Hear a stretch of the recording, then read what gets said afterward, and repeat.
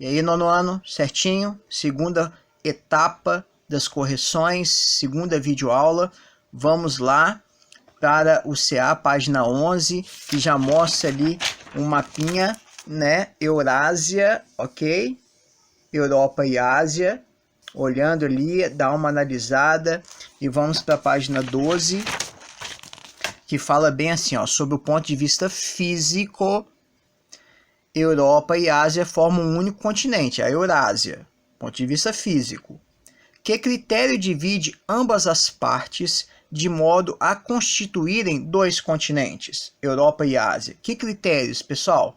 As diferenças culturais, históricas e étnicas, tá? Nessas populações da Europa e da Ásia, que no caso ali vai ser o principal critério para a divisão em Europa e Ásia, ok? Então, ali as diferenças culturais, históricas e étnicas, ok? Que dividem aí Europa e Ásia ou Ásia e Europa, tá? 2. Uma das formas frequentes de regionalização da Europa consiste em dividir o continente em Europa Ocidental e Europa Oriental. Confira o mapa a seguir e, com auxílio de um atlas, complete o quadro com o nome dos países situados em cada uma dessas partes da Europa. Então, tem a legendinha aqui, né, pessoal? Mostrando verdinho, Europa Ocidental, e ali marrom clarinho ou bege, Europa Oriental. Bem simples aqui, ó. Tá? E com o Atlas nós vamos identificar esses países. Vou ajudar vocês. Europa Ocidental, nós vamos achar 25 países. Eu vou falar o nome deles para vocês e vocês vão conferir ali no Atlas, ok, pessoal? Nós temos a Finlândia, a Suécia, a Noruega, a Dinamarca, a Islândia, Irlanda, Reino Unido, né? Reino Unido, País de Gales, Escócia, Inglaterra e Irlanda do Norte. Lembram lá? Países Baixos, Bélgica, Luxemburgo, Holanda, Áustria, Liechtenstein, Suíça, França, Mônaco, Andorra, Espanha, Portugal, Itália, Vaticano, San Marino, Grécia, Malta e Chipre. 25 países ali, ok? Na Europa Oriental nós temos a Rússia, a Estônia, Letônia, Lituânia, Belarus, Polônia, República Tcheca, Eslováquia, Ucrânia, Moldávia, Romênia, Hungria, Eslovênia, Croácia, Bósnia e Herzegovina. Bósnia e Herzegovina é um país só, tá, pessoal? Sérvia, Montenegro, Albânia, Macedônia, Bulgária, Turquia, Geórgia, Armênia e Azerbaijão. 24 países na Europa Oriental e 25 na Europa Ocidental. Tranquilo ali? Vamos ali, página 13, durante o período da Guerra Fria, entre o final da Segunda Guerra Mundial, em 1945, e o fim da União Soviética, em 1991, a divisão apresentada no mapa é reflexo das diferenças políticas ou ideológicas. Baseando-se no mapa da questão anterior, responda: como era essa divisão, pessoal? Bem simples. Os países da Europa Ocidental, capitalistas, no caso, né, nesse período, estavam aliados politicamente aos Estados Unidos, porque eram países da Europa Ocidental que eram capitalistas e ligados aos Estados Unidos, tá? E já aqueles da Europa Oriental estavam ali sob a área de influência da União Soviética, que era socialista. Então, países da Europa Ocidental, países capitalistas ligados aos Estados Unidos, e países da Europa Oriental, países ali sob a área de influência da União Soviética, que era socialista. Tranquilo? Podemos seguir? Então vamos lá. Letra B. 3 países da Europa Ocidental localizam-se fisicamente na parte leste. Países da Europa Ocidental localizam-se fisicamente na parte leste da Europa. Ok, pessoal? Quais são esses países? São 3, então, que a gente olha lá no Atlas, a gente confere. A Finlândia, a Grécia e o Chipre. Viu lá nos países que eu falei? Na Europa, no caso ali, no leste da Europa, ok? Ou Europa Oriental. tá? Por que são classificados como países ocidentais do continente? Porque nesse período da Guerra Fria, pessoal, tá? Esses países eram capitalistas, ou seja, estavam alinhados politicamente aos Estados Unidos. Fisicamente estavam na Europa Oriental, Leste, tá? Mas eram capitalistas e, portanto, ligados politicamente, alinhados politicamente aos Estados Unidos. Ok? Tranquilo aí, pessoal? Podemos seguir? Então vamos lá. Entenderam ali? Finlândia, Grécia e Chipre. Apesar de estarem fisicamente na Europa Oriental, Leste, tá? Da Europa, eram capitalistas, portanto alinhados aos Estados Unidos. Vamos lá. Calcule a densidade demográfica dos seguintes países europeus, com base nos dados apresentados. Vamos lá, pessoal. Itália, Islândia, Bélgica, Ucrânia e Malta. Itália, 59.360.000, tá? Área em quilômetros quadrados, 302.073. Islândia, 335.000, população absoluta. Área, 103.000, no caso, quilômetros quadrados. Bélgica, 11.429. Área, 30.528.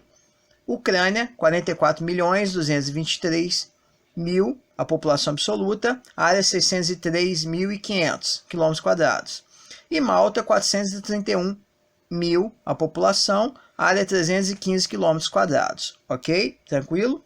Então, como que a gente faz? Divide a população absoluta pela área em quilômetros quadrados e a gente tem a densidade demográfica. Então, da Itália, nós vamos ter 196,5, podemos arredondar também para 196. Islândia, 3,3, ok? Bélgica, 374,4, tá? Podemos arredondar para 374. Ucrânia, 73,3, arredonda para 73. E Malta, 1.368. Densidade demográfica alta, né, pessoal? Ok? Vamos lá, em relação aos países europeus apresentados no quadro, responda. Qual é o mais populoso? Mais populoso, população absoluta, Itália, 59 milhões, ok? Qual é o menos populoso? Você olhando ali, a Islândia, né, pessoal? Com 335 mil habitantes, a Islândia, ok? Depois nós temos qual é o mais povoado, tá? Vimos ali Malta, 1.368, a densidade demográfica, ou seja, habitantes por quilômetro quadrado. Então, é o mais povoado, Malta. E qual o menos povoado? A Islândia, que a gente viu ali, com 3,3. Ok, pessoal? Tranquilo? Mais populoso, Itália. Menos populoso, Islândia. Mais povoado, tá? Malta. E menos povoado, Islândia. Ok? Vamos lá, finalzinho ali, na página 14. Leia o texto a seguir, um texto ali dos Lapões ou Sami, né? Vocês com certeza leram. Então, com base no texto, identifique e transcreva informações que correspondem ao território Lapão. Então, a gente viu no texto que a área, né, de 388 mil quilômetros quadrados nas extremidades setentrionais, ou seja, no extremo norte, tanto da Noruega quanto da Suécia, Finlândia e parte da Federação Russa. Esse é o território Lapão. B. A identidade do povo Sami ou Lapão, pessoal. Eles têm uma cultura própria, né, e distinta no caso das outras culturas nórdicas, os países nórdicos, no extremo norte, no norte da Europa, tá? E a língua, no caso ali, é uma variedade de 9 idiomas correlacionados, ok? Então, a língua deles é essa mistura desses 9 idiomas correlacionados ali, ok? Tranquilo ali? 6. Ao modo de vida do passado do povo Sami ou Lapão, pessoal. Então, do modo de vida deles ali, do povo Sami ou Lapão, tá? Ali datada do século 9, eles registravam já migrações, no caso ali, tá, do povo durante os verões para as regiões litorâneas, com as renas ali, né, que era a base da subsistência deles, tá? ok? Então, do modo de vida deles do passado, do povo Sami ou Lapão, é isso aí, datado ali do século IX, ali, as migrações que eles já faziam, que esse povo fazia durante os verões para as regiões litorâneas, levando as renas, que era a base da sua subsistência, ok? Tranquilo? Ali a 6, né? Fala que a maioria dos países europeus é multiétnica, em alguns deles mais de um idioma é considerado oficial, como no caso da Bélgica ou da Suíça. Contudo, nas últimas décadas, a diversidade étnica tem se ampliado ainda mais, o que se constata, por exemplo, no elenco das seleções nacionais de futebol. Durante a realização da Copa do Mundo da FIFA em 2018 na Rússia, como ocorre com muitas outras seleções europeias de futebol, foi possível perceber que vários dos atletas da Bélgica são nascidos ou têm ascendência de países de outras regiões do mundo, como do norte da África e da região balcânica. Tá? Vamos lá. A que se deve o crescimento da diversidade étnica em vários países da Europa nas últimas décadas, pessoal? Desde as últimas décadas ali do século XX, tá? Vem aumentando a entrada de imigrantes na Europa e refugiados também, de diferentes regiões do mundo, diferentes países, tá? Então, normalmente de regiões aí subdesenvolvidas. Então, desde as últimas décadas do século XX ali, esse aumento vem aumentando, no caso, a entrada de imigrantes e refugiados para essas regiões ali da Europa, para vários países da Europa. Então, e normalmente vindo tanto esses imigrantes quanto os refugiados de áreas subdesenvolvidas. Então, por isso essa miscigenação, essa mistura toda, ok? Vamos ali, pessoal, página 15, a pirâmide etária da Hungria é retratada das tendências demográficas atuais do continente europeu. Observe, considere os seguintes grupos etários: jovens, 0 a 19, adultos, 20 a 59, idosos acima de 60 anos. Quais grupos etários predominam na população húngara e, em geral, na europeia? Some os percentuais e apresente os dados para cada grupo etário, pessoal. Os adultos correspondem, né, a mais da metade, quando a gente olha essa pirâmide etária aqui, a mais da metade, tá, da população do país, seguido pela população idosa e, por fim, a população juvenil. Ok? Tranquilo? B. A população húngara, como a europeia em geral, está em processo de envelhecimento. Como se identifica isso na pirâmide etária? É só a gente pegar a faixa central da pirâmide, tá?